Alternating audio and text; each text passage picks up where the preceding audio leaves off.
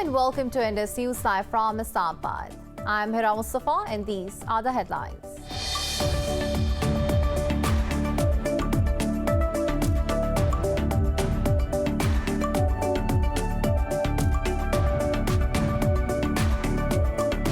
Pakistan has summoned India's envoy to register its rejection of New Delhi's illegal actions in the occupied Kashmir. Foreign Office says the charge d'affaires was told that India must reverse its August 5th move and lift the inhuman military siege. In a statement, the office said it reminded India to refrain from demographic changes in the occupied valley and cease extrajudicial killings.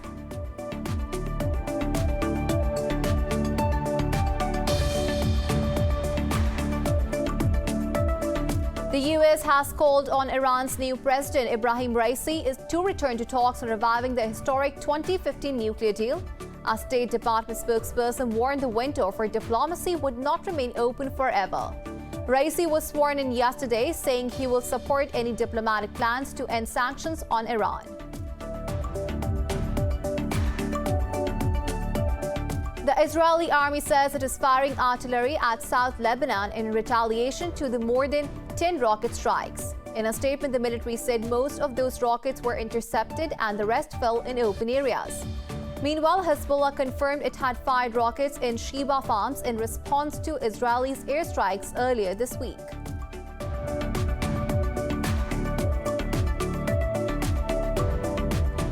Brazil has registered nearly 1,100 daily deaths from COVID-19 and over 40,000 cases. Meanwhile, in Pakistan, 67 people have died while more than 4,700 tested positive overnight. Globally, the death toll has crossed 4.2 million with more than 200 million infections.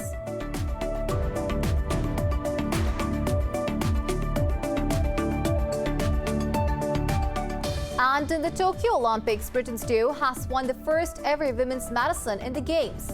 Italy's Antonella Palmisano won the women's 20-kilometer race walk, bringing her country its first gold medal in the event. China leads the medal standings with 34 golds, followed by the US on 30 and Japan 22.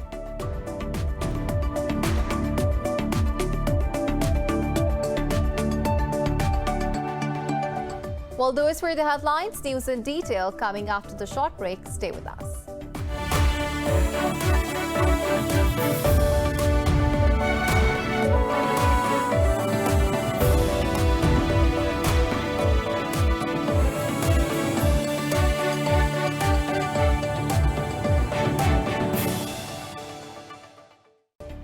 Welcome back. Now the news in detail. Pakistan has summoned India's envoy to register its rejection of New Delhi's illegal actions in the occupied Kashmir. Foreign Office says the charge d'affaires was told that India must reverse its August 5th move and lift the inhuman military siege. In a statement, the office said it reminded India to refrain from demographic changes in the occupied valley and cease extrajudicial killings. The Foreign Office spokesperson called for the release of the illegally detained Kashmir youth and political leadership.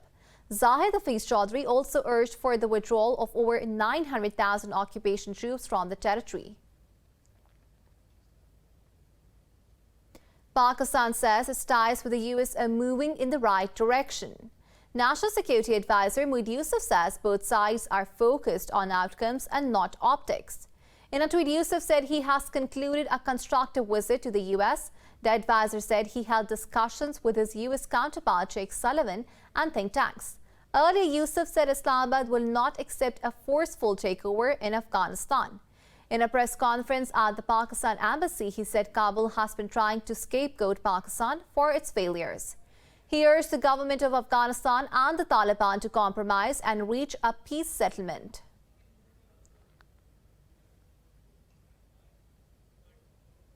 The U.S. has called on Iran's new president, Ebrahim Raisi, to return to talks on reviving the historic 2015 Iran nuclear deal.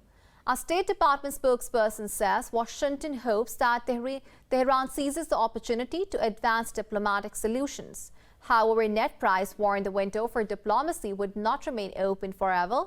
He said at some point the benefits of reviving the pact will have been eroded by the advancement of Iran's nuclear program. He reiterated the U.S. will defend and advance its national security interests and those of its partners. Raisi was sworn in yesterday, saying he will support any diplomatic plans to end sanctions on Iran.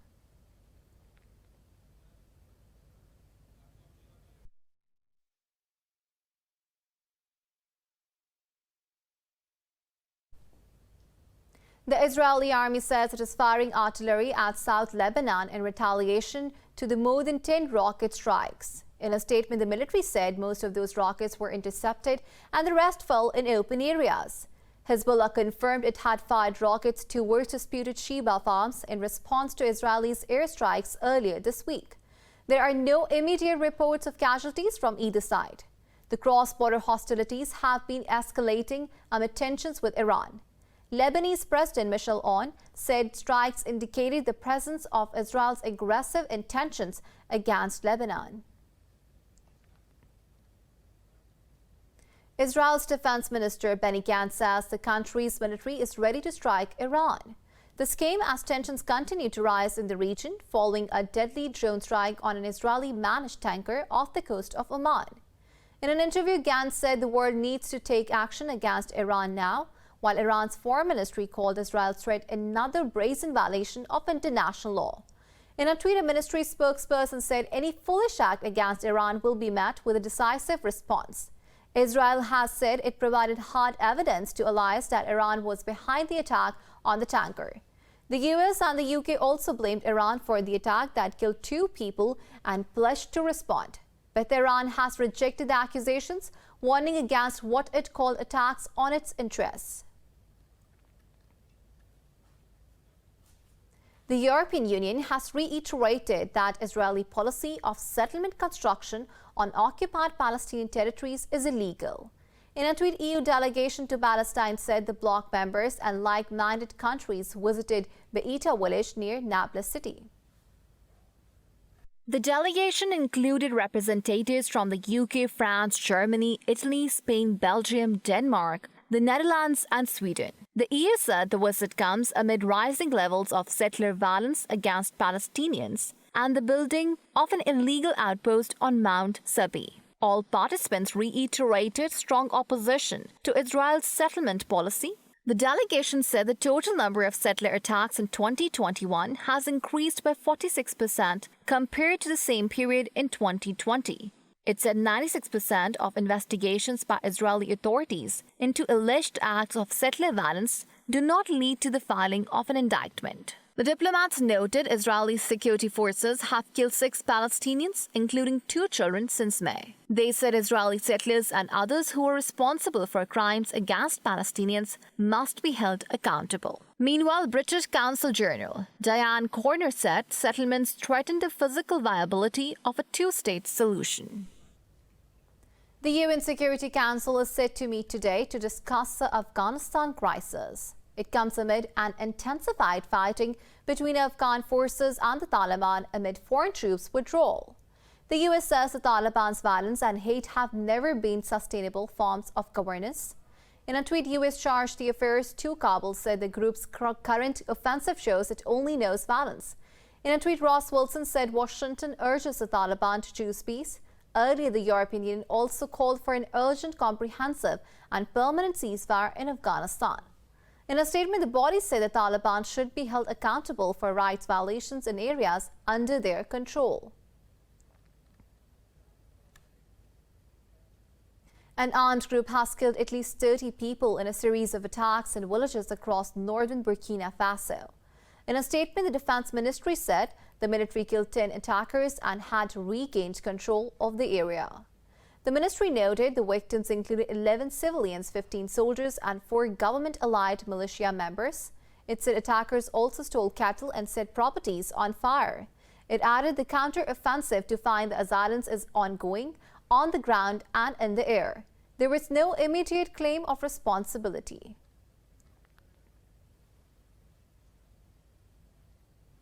Brazil has registered nearly 1,100 daily deaths from COVID-19 and over 40,000 cases.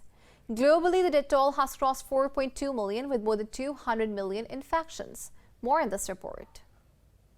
With highly contagious Delta variant sweeping the world and vaccine issues, the hopes of returning to normalization have dampened. Since Sinovac showed only less than 60% effectiveness, Chile has announced to give a booster jab to those who received this shot. In the US, the world's worst hit country from COVID-19, New Delhi infections have climbed to a 6-month high. The Delta variant ravaged Florida and other states with lower vaccination rates. The White House also confirmed that it is considering requiring foreign visitors to be vaccinated. The administration certainly understands the importance of international travel. And given where we are today, as Dr. Walensky showed us earlier, on the prevalence of the Delta variant, the United States will maintain the existing travel restrictions at this point. China has reported its highest daily count for new coronavirus cases in its current outbreak, fueled by a surge in locally transmitted infections. South Korea has announced to extend its social distancing curbs by 2 weeks as more people fall severely ill. In Australia, more than half of the population woke up to hard lockdowns as the country battles to contain Delta outbreaks. Sydney reported another record number of new infections, while authorities warned residents to brace for worse to come. But unfortunately, we had an increase in case numbers from yesterday to 291 cases of community transmission. There are a number of cases still under examination, but at least 50 of those were infectious in the community. And I do want to foreshadow that given this high number of cases, we're likely to see this trend continue for the next few days.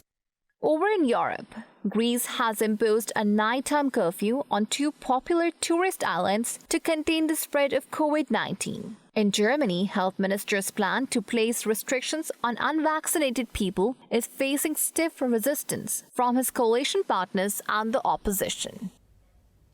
In Pakistan, coronavirus has claimed another 67 lives overnight, taking the death toll to 23,702.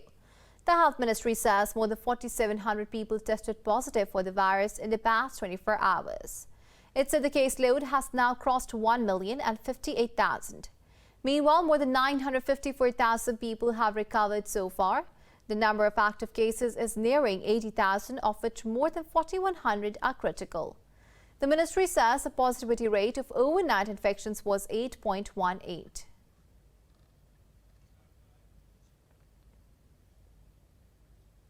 The UK has rejected Pakistan's former Prime Minister Nawaz Sharif's request for an extension in his visa. Sharif's party spokesperson said he can challenge the decision in the Immigration Tribunal. PMLN spokesperson Maryam Aurangzeb said the lawyers have filed the appeal. Aurangzeb said the party leader can reside in the UK legally until the appeal is decided. Pakistan's government advised Sharif to get a temporary passport and return to Pakistan to face the courts. Information Minister Fawad Chaudhry said Sharif's appeal will possibly be rejected as he is not sick. Chaudhry said the former Prime Minister might have to serve jail time for lying about it. Sharif has been living in London since November 2019 after he was allowed to leave the country for medical treatment. For more on this, we are joined by Maryam Aurangzeb, PMLN spokesperson. Ms. Maryam, PML's political opponents have been talking about widening cracks in your party. How will you define the situation in the UK affect party cohesion? Bismillahirrahmanirrahim. As you know, that the application for the extension of the visa of the former Prime Minister Mohammed Nawaz Sharif has been rejected by the Home Office UK with the categoric note that he has a right to appeal in the Immigration Tribunal, the process has been triggered and the application has been filed for that. And till the time when the Immigration Tribunal gives the final decision and attains finality, the Home Office decision is ineffective till that time. So I think it will be premature to comment on what will be the decision of the Immigration Tribunal. I think we'll have to wait and let the lawyers do their work according to the right of appeal that the former Prime Minister has in Immigration Tribunal in UK. Right. Ms. Maryam, the government is celebrating this decision as a victory of their pledge to bring Nawaz back to Pakistan. Does PMLN see this as a political setback? I think it is more evident on the part of this weak government that it is, they're just celebrating because they have nothing to say about what their performance has been for last 3 years. And if you look at the situation of economy, if you look at unemployment, inflation in the country for last 3 years, and many more scandals that we have seen in last 3 years about corruption, their allegations in the court have been defeated, and no evidence has been put forward by the government or NAB in courts like in Lahore High Court or in Islamabad High Court. So they can only celebrate on these false accusations that they have been putting to the opposition and also to the former Prime Minister and Chief Minister Punjab Shehbaz Sharif. So there's nothing to celebrate, but I can understand their situation because they have nothing else to say other than continuing their false accusation agenda on the opposition.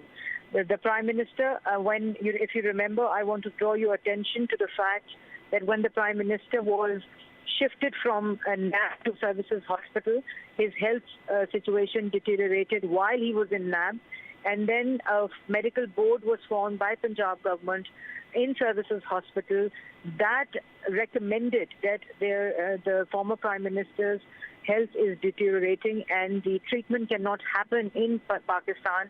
So on their application to Lahore High Court, the permission was granted to the former Prime Minister and then later by the Islamabad High Court, and the Punjab government and the federal government gave permission for the Prime Minister and recommended that he should travel to UK for his treatment as his platelets were going down.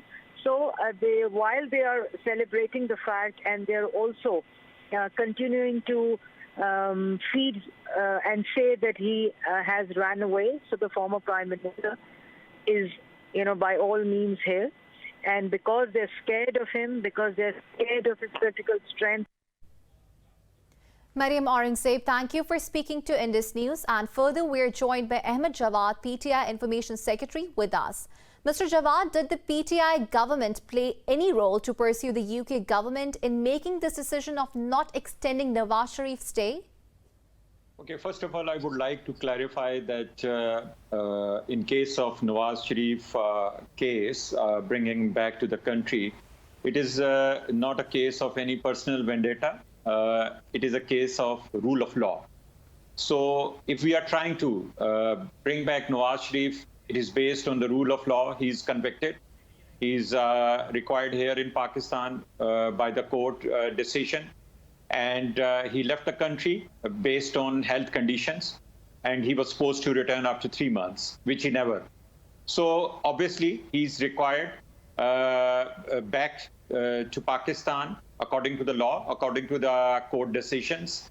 And on the other hand, he has extended his stay on political reasons, which definitely is not based on health reasons anymore, as all of us can see that he is walking around in London, hale and hearty, and he's healthy, no problem. So the current decision by the UK authorities not granting extension to Nawaz Sharif is definitely about the local laws in UK.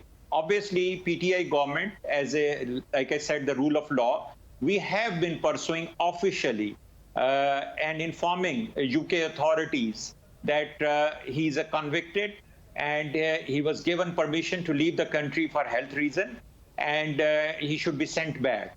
So obviously we did pursue, but on official grounds and based on merit, not any personal vendetta with Nawaz Sharif.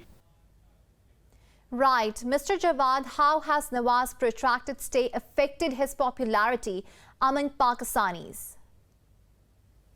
I think this is according to the political traditions in Pakistan, where political figures, when the political environment is not suitable to their designs, they leave the country and then they try to create political influence remotely. We can compare it with the past precedent where Nawaz Sharif agreed to leave the country and under an agreement with Musharraf and stayed for many years in Saudi Arabia, and then he made a comeback. And then we also have the examples of Benazir Bhutto, Asif Ali Zardari, Altaf Hussain. So it is something which has been done in the past. And they try to reinvent their political stature by staying abroad, by staying away from the law of Pakistan, and they try to redesign their political agenda. And this is exactly what Nawaz Sharif is also trying to do, and staying away from the court decision under which he was supposed to be in the jail, not living a luxurious life in London. All right, Mr. Jawad, the PMLN is accusing PTI of politicizing Nawaz Sharif's health. How do you respond to that? Criticism, yes, it is part of politics, and especially in case of Nawaz Sharif, who is a convict, and under this government, by making a commitment to this government, he left the country and he was supposed to come back. So obviously we will criticize his stay in London and his political ambition, which he is trying to carry out in Pakistan remotely from London, and not facing the law of Pakistan here in Pakistan, or courts of Pakistan. So obviously it's a matter of criticism based on merit, and which PTI obviously is criticizing. Ahmed Jawad, thank you for speaking to us. And now we have Ali Javed with us, who is a legal expert. Mr. Ali, what could be the legal grounds for the UK Home Office refusal to extend Nawaz Sharif's stay? Okay, so the possible legal ground, or at least one of them, could be on the basis of criminality. So under the immigration rules, Rule 9 deals with the grounds of refusal. And so Clause 941, Sub-Rule A, says that if a person, whether in the UK or outside the UK, has been convicted and he has to undergo a sentence of a period of 12 months or more, then that could be a ground of refusal. So in my view, that could possibly be one of the grounds for refusal. And since we all know that the ex-Prime Minister Nawaz Sharif was convicted for a period of 7 years in one of the NAV references, and also for a period of probably 8 years in the other reference. So I think that could be one of the grounds. Right. Mr. Ali, now that the PMLN Qaed's stay in UK is in trouble, is there any legal means through which the government of Pakistan can ask the British government to expedite Nawaz's return? Okay, so this is very interesting because Pakistan does not have a formal extradition treaty signed with the UK. Pakistan has been making attempts and gaining grounds on getting an extradition treaty signed with the UK.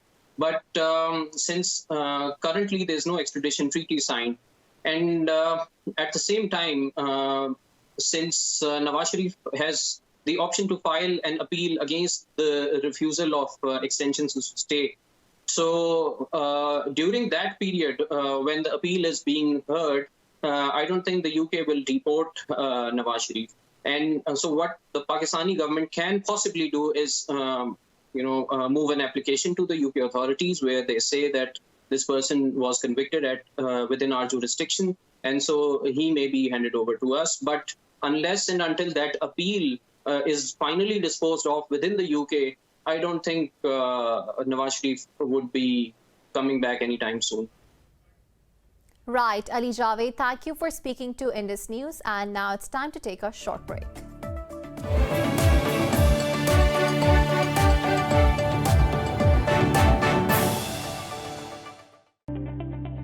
Welcome to the most modern and luxurious gated community in Bahria Town, Karachi. Here, Welcome back. The US and South Korea have agreed to continue diplomatic efforts for engaging North Korea.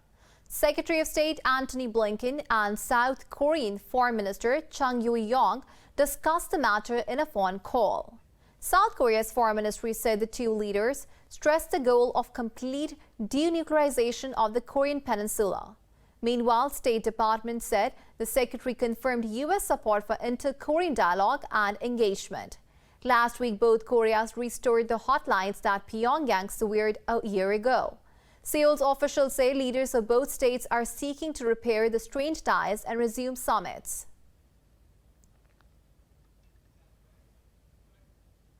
Tunisia's President Kais Saied says there is no turning back from the decision to freeze parliament and assume executive power. In a video message, Saied rejected calls for talks over the crisis branded as a coup by Tunisian opposition. He said no dialogue was possible with what he called cancer cells. The biggest party in parliament, Ennahda, called for the talks earlier. The US as well as France have urged Saied to quickly appoint a new government. Meanwhile, Tunisia's labor union is preparing a roadmap to end the crisis that it says it will present to Saied.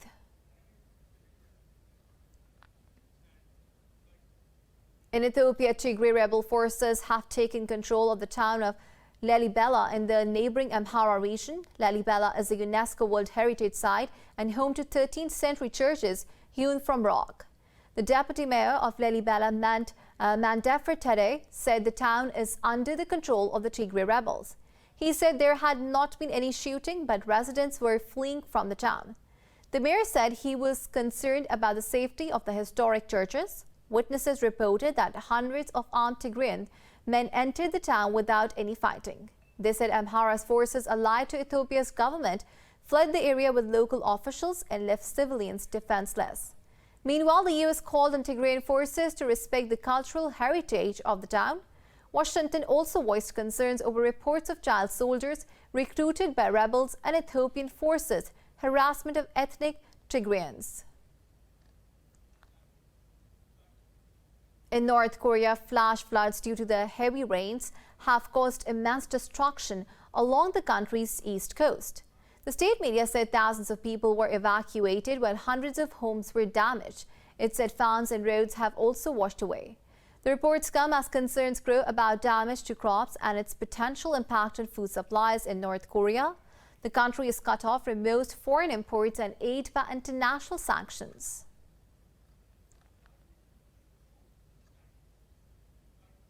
In Greece, hundreds of people have been evacuated from an island near Athens as the region braced for the fourth day of wildfires.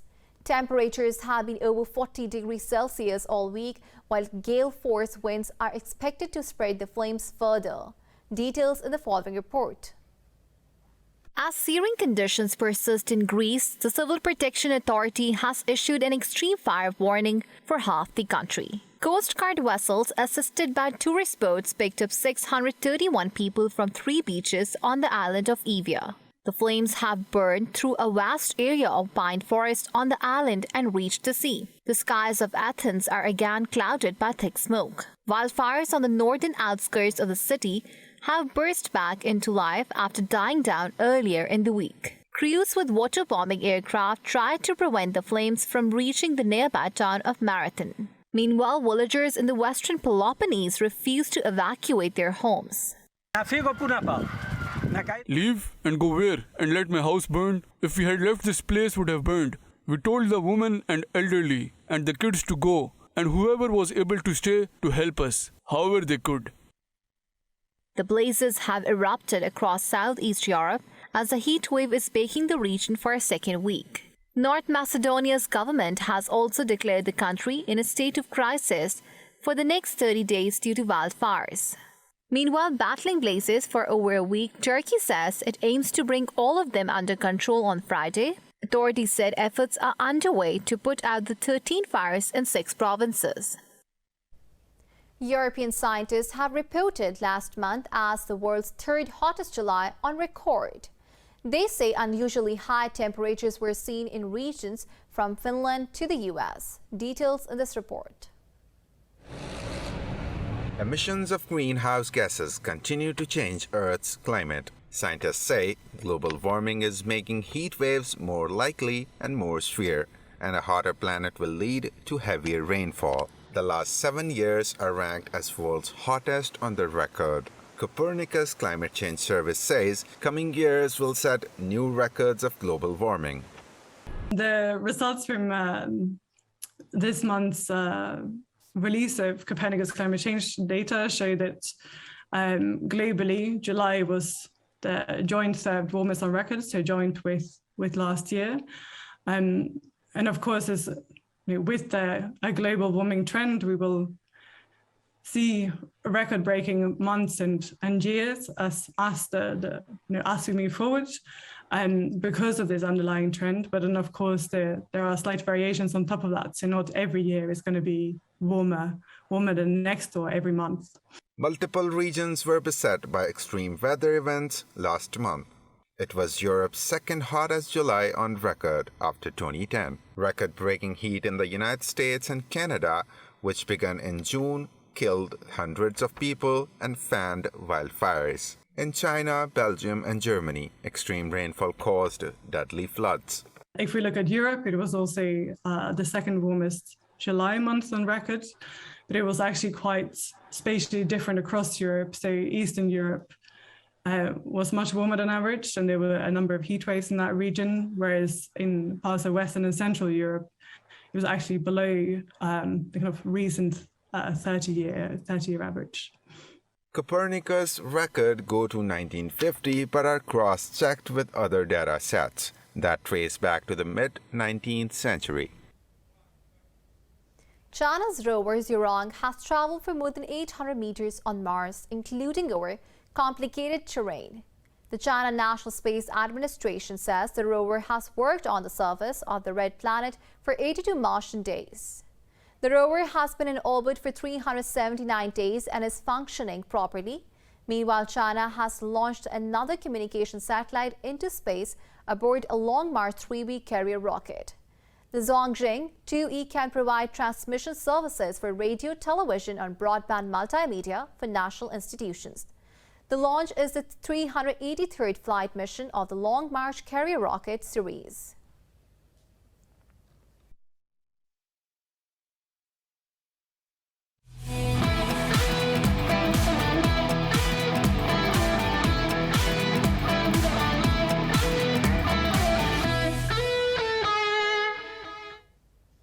In Tokyo Olympics, Italy, Cuba and the UK are among others to clinch gold medals on the 13th day of the Games. China leads the medal standings with 34 golds, followed by the US on 30 and host Japan 22. This report has more on the Games.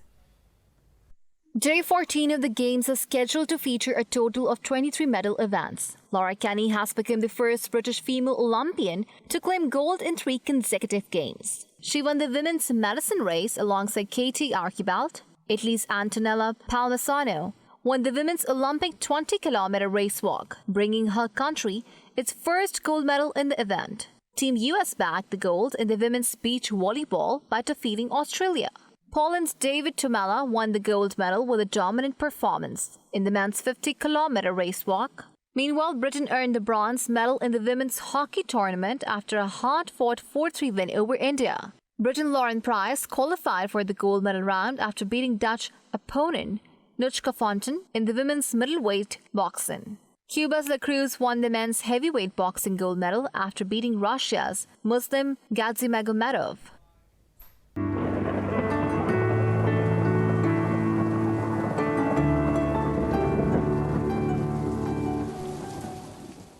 Now it's time to have a look at the weather update across the globe.